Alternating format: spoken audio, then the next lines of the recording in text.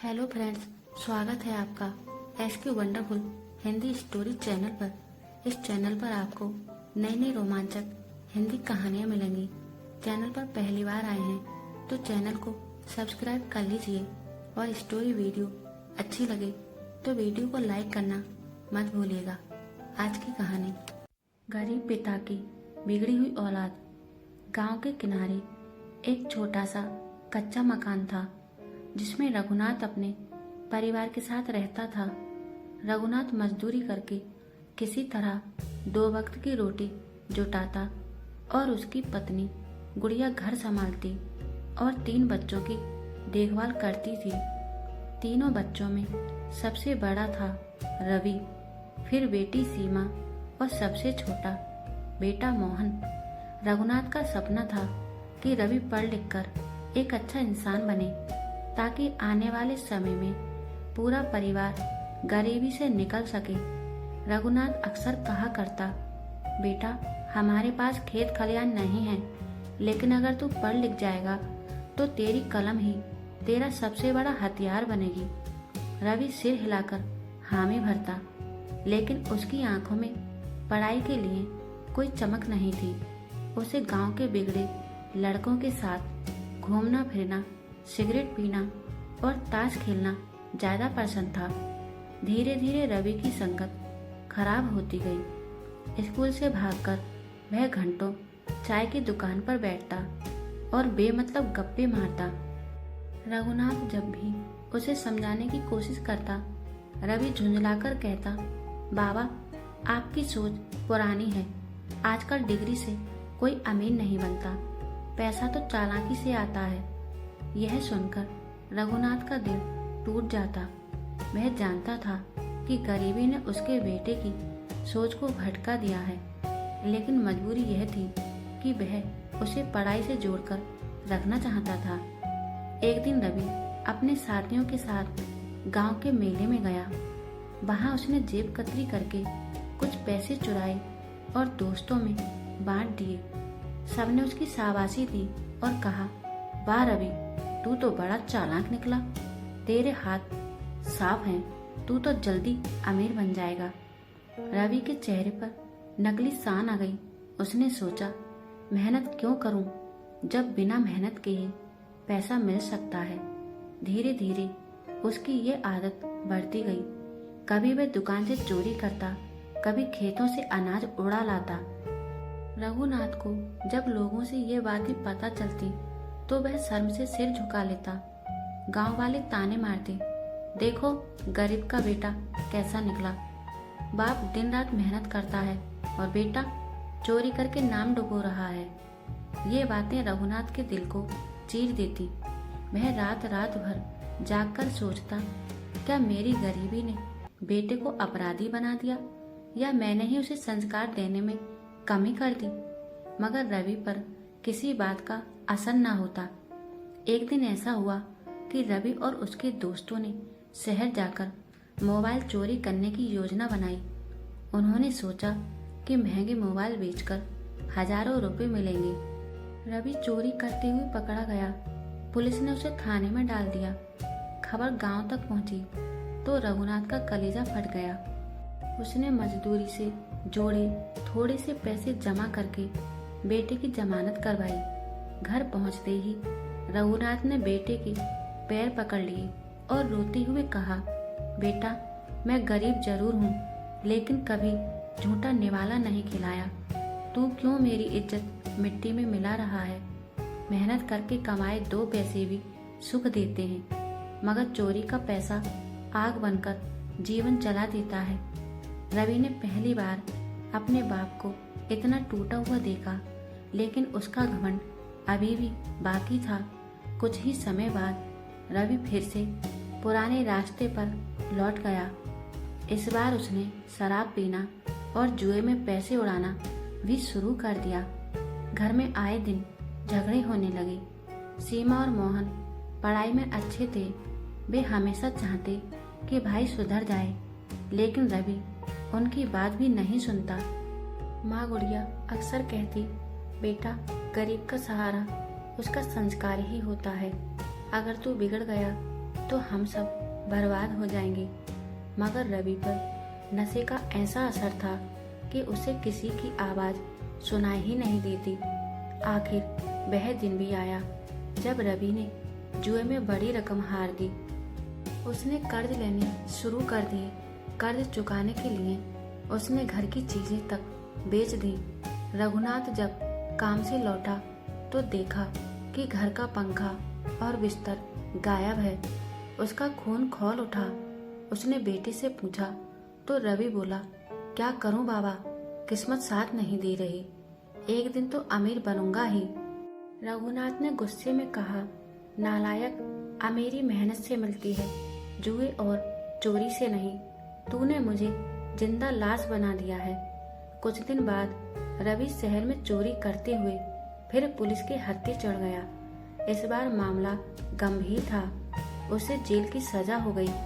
जब ये खबर गांव पहुंची तो लोग फिर ताने मारने लगे, देखो गरीब बाप की औलाद क्या कर रही है।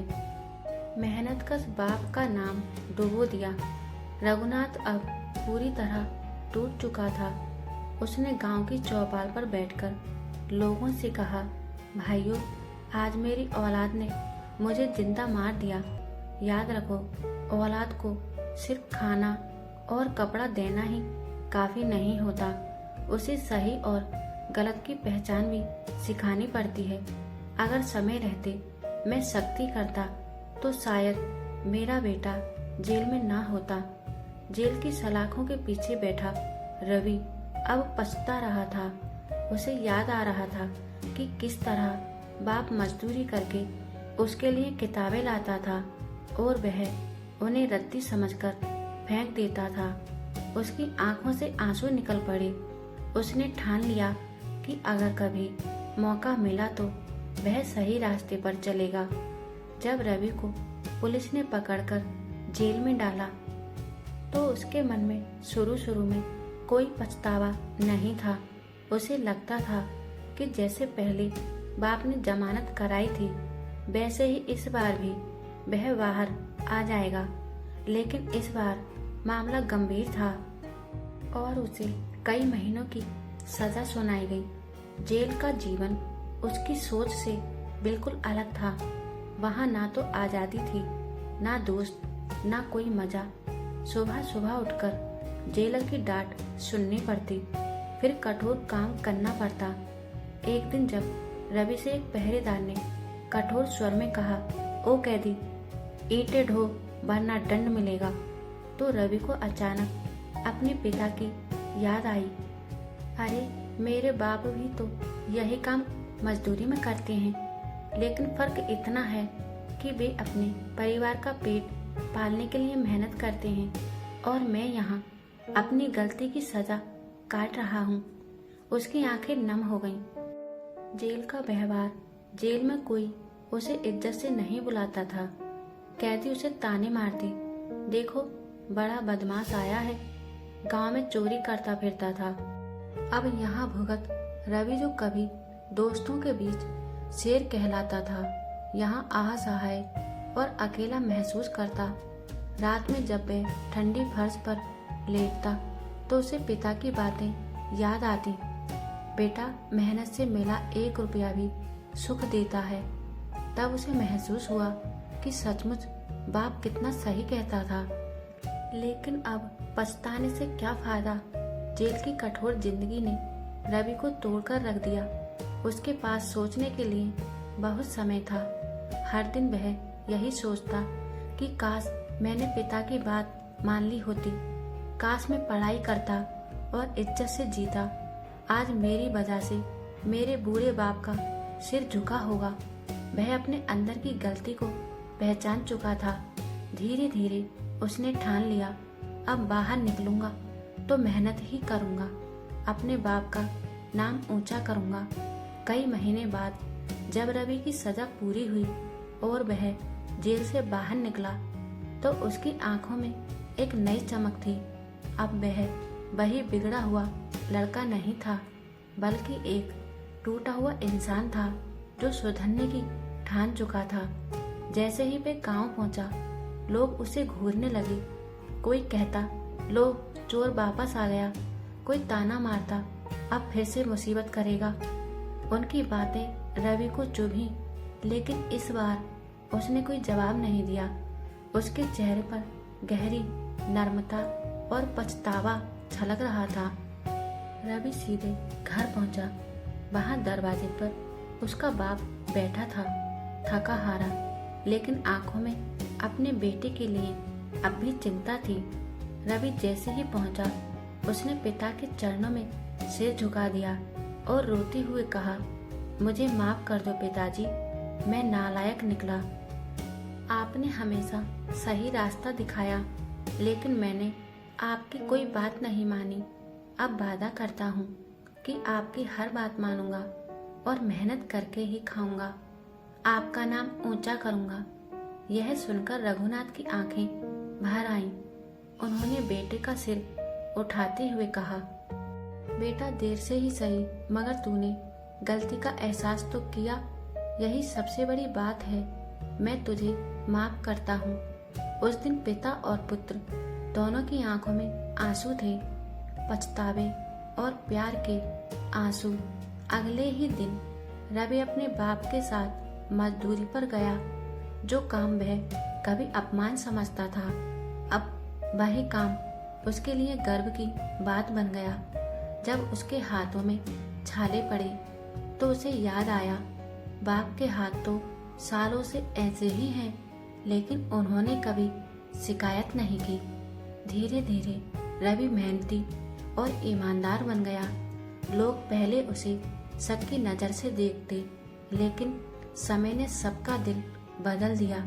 कुछ सालों बाद रवि ने गांव में एक छोटी सी किराने की दुकान खोल ली।